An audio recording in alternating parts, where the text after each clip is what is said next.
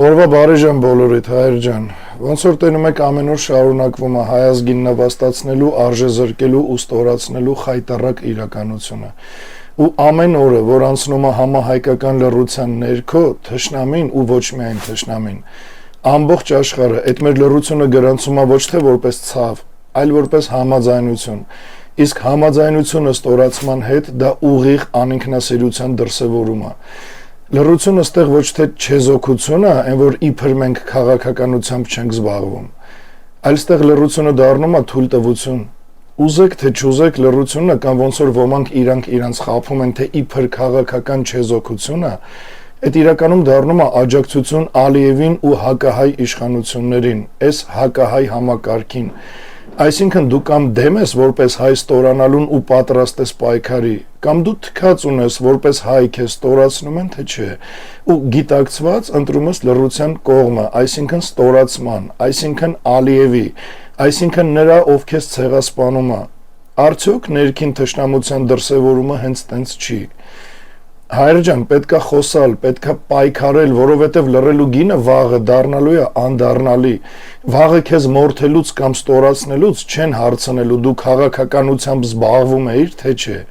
Քեզ նայելու են, որ հայ ես ու այդքանը իրանց համար հերիք ալնելու, որ քեզ ստորացնելով ոչնչացնեն։ Նենց որ այսօրվա պայքարը ոչ թե քաղաքականությամբ զբաղվել է, այլ հայությունդ, էությունդ, ինքնասիրությունդ պաշտպանել է։ Էս են պահն է, երբ լռելը հանցագործությունը ազգի ու պետության դեմ։ Էս են կետն է, որտեղ չակերտավոր խաղաղության դարաշրջան արտահայտությունը դառնում է քաղաքական սուտի ամենակեղտոտ ձևակերպումը։ Դրա վառ ապացույցը այսօրվա նորությունն է։ Բաքվում ընթացող շինծու դատավարությունն ավարտվել է։ Արայիկ Հարությունյանը դատապարտվել է ՑՄ ազատազրկման։ ԼՂՀ-ՊԲ նախկին հրամանատար Լևոն Մնացականյանը նույնպես դատապարտվել է ՑՄ ազատազրկման։ Դավիթ Մանուկյանը դատապարտվել է ՑՄ ազատազրկման։ Դավիթ Իշխանյանը դատապարտվել է ՑՄ ազատազրկման։ Դավիթ Բաբայանը դատապարտվել է ՑՄ ազատազրկման։ Բակո Սահակյանը ՑՄ ազատազրկման դատապարտվեց։ ԼՂՀ նախկին նախագահ Արկադի Ղուկասյանը դատապարտվեց 20 տարվա ազատազրկման։ Մելիքսեթ Փաշայանը դատապարտվեց 19 տարի ազատազրկման։ Գարիկ Մարտիրոսյանը դատապարտվեց 18 տարի ազատազրկման։ Ես չեմ պատկերացնում ինչ խղճով կարելի է լռել ու չլռողինել, այսինքն պայքարողինել անուն կպցնել։ Հայաստանը փրկելու համար անկեղծ պայքար տանողին անուն կպցնելը դա սեփական թուրքի էության բացահայտում է։ Այսինքն, եթե դու էությամբ թուրք չես, դու չես կարա վերածննդի շարժմանը անուն կպցնես, փնովես ու առավել եւս խանգարես։ Այս է այն հիմնավոր պատճառը, որ ես ասում եմ, ցանկացածը, ով փորձա արել, անում է կամ դեռ անելու է, որ խանգարի վերածննդի շարժմանը, ինքը անկախ իր ազգությունից էությամբ թուրք է։ Իր էությունը ներծծված է հակահայկականությամբ։ Ու նմաններին մեր վերաբերմունքը նույնն է, ինչ Ալիևի կամ Յաշմայի հանդեպ, բնականաբար այդ վերաբերմունքի դրսևորումներն էլ նույնը։ Ու հիմա այս լուրը ստանալուց հետո այն խաղաղության պնդումներին էշեշ հավատացողներից գոնե մեկը պետք է հասկանա, որ երբ մի իշխանություն խոսում է խաղաղությունից, իսկ նույն պահին թշնամին հայ գերիներին դատապարտում է ՑՄ ազատազրկման, այդ արդեն սխալ հաշվարկ չի, այդ համակարգային միտումնավոր խաբեություն է։ Ու եկեք բացենք մի հատ ամբողջ պատկերը, թե սրանց չակերտավոր խաղաղության դարաշրջան ասվածը իրականում ինչ է։ Պատմության մեջ կա մի հատ ամփոփող օրինաչափություն։ Երբ պարտված կողմը սկսում է խոսալ խաղաղության էջ բացելու մասին, հաղթող կողմը սկսում է գրել դատավճիռներ, ու հիմա փաստացի բոլորս դրա ականատեսն ենք։ Այն Ալենը հայտարարում է, թե իբր թշնամության էջը փակ է, ՔՊ-ն քարոզում է, թե իբր վերջ, այլևս վտանգ չկա։ Իսկ Ադրբեջանը նույն պահին անում է հետևյալը, ոչ թե բանակցում է, ոչ թե վստահության քայլ է անում, այլ ՑՄ դատապարտում է ապօրինի ձերբակալված հայերին։ Ու այս խաղաղություն չի, այս հաղթողի կողմից պարտվողի վերջնական ամրագրումն է իրավական շղթաների մեջ։ Խաղաղությունը միշտ ենթադրում է փոխադարձություն, ստեղ ինչ որ մեկը փոխադարձություն տենում է, ստեղ կա մենակ միակողմանի զիջում ու միակողմանի պատիժ, Իսկ գիտեք ՑՄ դատավճիռը ինչ քաղաքական իմաստ ունի։ ՑՄ դատավճիռը այս կոնտեքստում իրավական տերմին չի, այս հստակ քաղաքական ուղերձ է։ Իսկ ուղերձը հետևյալն է. Ալիևը սրանով պարզ ասում է, որ իրանք մեր հետ խաղաղություն չեն կնքում, իրանք ուղակի հայ հասարակության մեջ եղած տգետներին խաբելով մեզ կոտրում են ժամանակի մեջ։ Այս դասական կայսերական տեխնիկա է, Հռոմից մինչև Օսմանյան կայսրություն, Սովետից մինչև նեո-օսմանական Թուրքիա։ Գերի պահելը պատանդառություն է, ՑՄ դատապարտելը իշխանության ցուցադրություն։ Լսում եք Նիկոլին իշխան ճանաչողներ։ Ձեր Նիկոլի վրա իշխանություն ունի Ալիևը, այն Նիկոլի, որ ասում է մենք աշխարհում հեղինակություն ենք վայելում։ Էս չեք դուք։ Էս չի ձեր ղեկավարն ու հեղինակությունը։ Այնքան տգետ եք, այն խաղաղության կտերը կերածներին եմ ասում,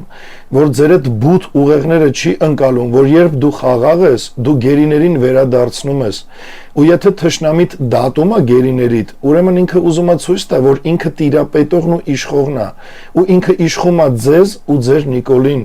այսինքն բոլորդ, ովքեր ընդունում եք այս իրողությունը որպես նորմալ, դուք ձեր Նիկոլի հետ միասին Ալիևին ձեզ ղեկավար եք ճանաչում, դուք հայի թշնամու առաջ խոնարհվածներ եք, այսինքն ոչ այլ ինչ եք, քան հայ հասկացողության թշնամի, սա անհերքելի տրամաբանություն է։ Իսկ այն 4 գերիների վերադարձը ընդհանրապես Նիկոլի նախընտրական քարոզարշավի աջակցություն էր, ուրիշ ոչ մի բան։ Ընտրություններից առաջ Ադրբեջանը հանկարծ վերադարձնում է մի քանի գերի։ Այդ մարդասիրություն չի, այդ խաղաղություն չի, այդ նախընտրական ներդրումը իրանց Նիկոլի օգտին, այդ ընդհանրապես քաղաքական փոխանակում էր։ Մենք քեզ տալիս ենք PR, դու մեզ տալիս ես շարունակական զիջում։ Ու ինչի խաղաղություն չի կարալնի այս իշխանության պայմաններում, որովհետև խաղաղությունը կառուցվում է 3 սյունի վրա՝ ուժ, արժանապատվություն ու հաշվարկ։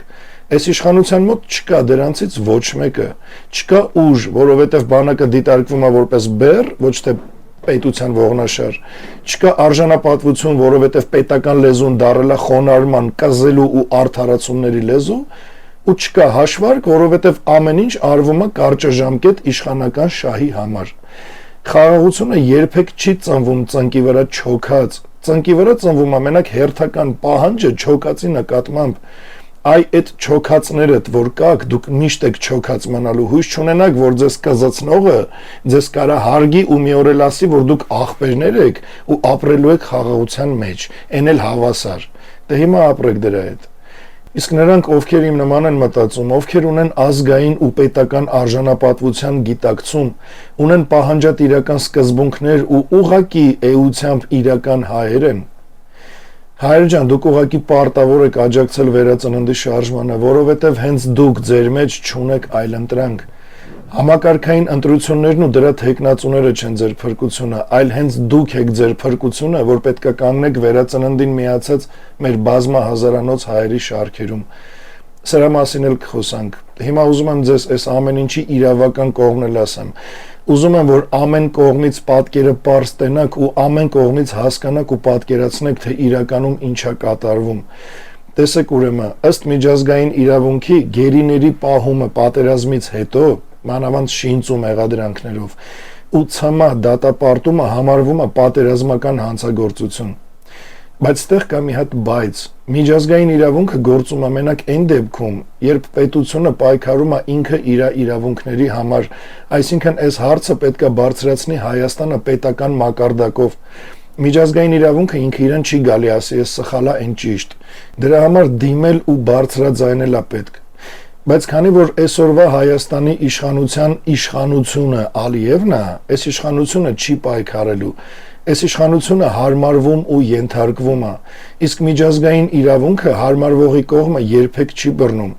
Ու մինչև լուծումներ առաջարկելս ուզում եմ մի հատ անպայման նայեք իմ կողմից շատ հարգված ադրբեջանագետ Տաթև Հայրապետյանի այսօրվա այս թեմայի հետ կապված տելեգրամյան գրառումը։ Իլհամ Ալիևի գործողությունների մեջ ինձ համար ոչ մի զարմանալի բան չկա։ Ինքը անասելի հաճույք է ստանում հայ ժողովրդին նսեմացնելուց։ Այդ հարցում Փաշինյանը իր լավագույն գործընկերն է տևական ժամանակ։ Փաշինյանը Ադրբեջանի ղեկավարին օգնել է մաքրվել ագրեսիվ պատերազմի, ցեղասպանական գործողությունների, ռազմական հանցագործությունների, տարածքների օկուպացիայի, մշակութային ցեղասպանության թեմաներից, օգնել է աշխարհում հանդես գալ որպես խաղաղության աղավնի։ Փաշինյանի անսպառ լավություններն Ալիևին զուգահեռվում են հայ առաքելական եկեղեցու դեմ պայքարով, հայկական ինքնության, պատմության, խորհրդանիշների դեմ հռչակված արգահատելի, շատ վտանգավոր պատերազմով։ Ի պատասխան Փաշինյանի մատուցած ծառայությունների, Ալիևը շարունակում է հնարավորինս ոտնահարել հայ ժողովրդի արժանապատվությունը։ Շինծու դատավարությունների թեման կարևոր կռվան է այդ հարցում։ Դրան գումարվում է Արևմտյան Ադրբեջան անունը կրող զավթողական ծրագիրը և պետական մակարդակով էթնիկ հայի դեմ ատելության մշտական քարոզը։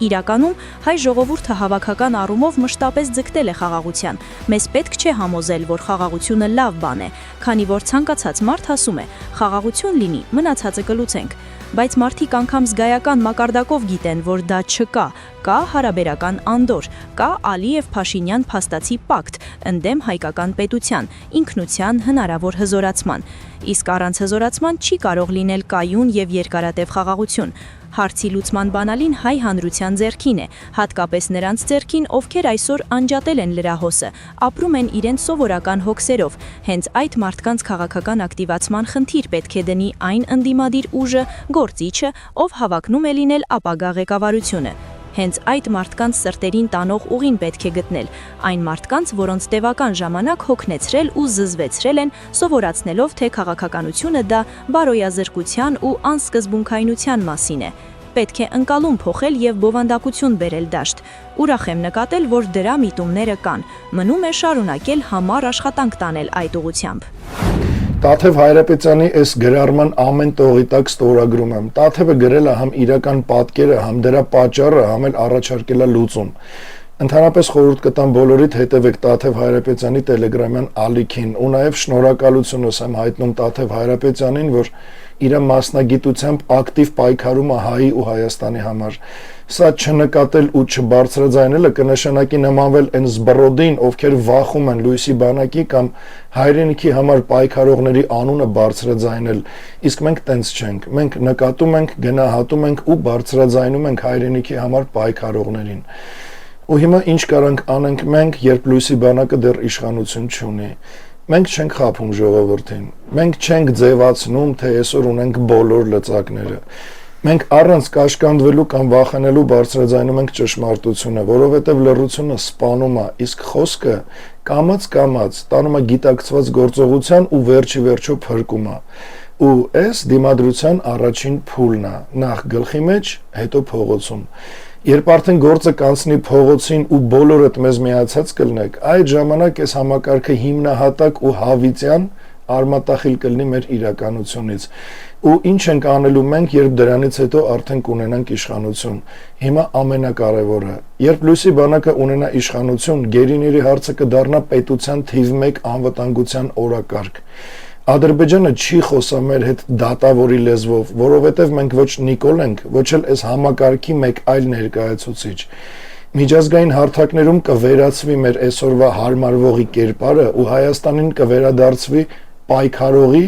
պահանջող ու ստացողի դիրքը։ Խաղաղությունը չի խնդրվի, խաղաղությունը կթելադրվի հաշվարկով, այսինքն ոչ թե վախով, ոչ թե էմոցիայով կամ աղաչանքով, այլ սառնասիրտ պետականությամբ։ Ու վերջապես վերածննդի շարժումը զուտ իշխանափոխություն չի։ Վերածննդի շարժումը նախ մտքի հեղափոխություն է։ Չկա հայկական պետություն առանց նոր մտածողության, չկա անվտանգություն առանց ինքնագիտակցության ու չկա ապագա ստի վրա կառուցած։ Վերածննդի շարժումը գալիս է փակելու ոչ թե պայքարելու էջը, այլ ստրկության էջը։ Ու հստակ իմացեք մի բան, որ ով խաղաղություն է քարոզում իր գերիներին ցմահ դատապարտման ֆոնին, ինքը խաղարարար չի, ինքը պարտության քարոզիչ է, ու հայ ժողովուրդը այլևս իրավունք չունի հավատալ պարտության քարոզիչներին, ու դա կրկնում եմ, կապ չունի ներկա իշխանությունն է թե նախկին։ Հայ ժողովուրդը ուղղակի պարտավոր է մերժելու այս համակարգը իր բոլոր դեմքերով, իսկ դրա ելքը ընտրությունները չեն, որոնք անցնում են այս նույն համակարգի վերահսկողության տակ։ Միակ ելքը վերածննդի շարժումն է, միակ ուժը լույսի բանակը։ Լավ մնաք ու օրհնված լինեք բարձր սիրով ու իմաստությամբ։